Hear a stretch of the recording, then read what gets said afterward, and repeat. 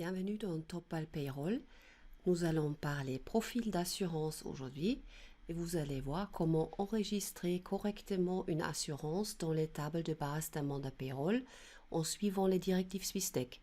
Donc vous connaîtrez les points auxquels vous devez prêter attention afin que la transmission des données via PUX Elm en fin d'année se déroule bien.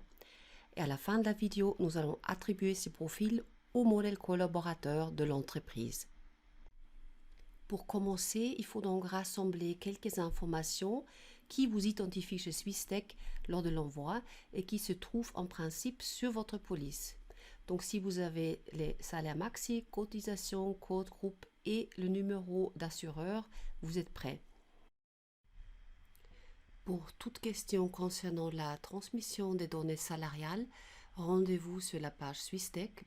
Vous y trouvez beaucoup d'informations, documents et liens utiles, comme la liste des destinataires des données salariales avec les numéros d'assureurs qui ne figurent souvent pas sur le contrat, ou comme un modèle d'email pour demander le profil PUX complet à votre assureur. Voici alors les données qui nous intéressent. Pour ajouter notre assurance LAAC, le numéro de contrat, le numéro client, le numéro assureur, le groupe de personnes, les codes et le salaire maximum avec les taux de cotisation. Nous avons donc toutes les informations en main et pouvons ajouter l'assurance dans les tables de base du mandat. Voici les deux onglets à renseigner, assurance et coordonnées de calcul. Vous avez aussi la possibilité d'ajouter le fichier de votre contrat dans la partie documents. Dans l'onglet assurance, nous ajoutons les informations générales et les numéros d'identification.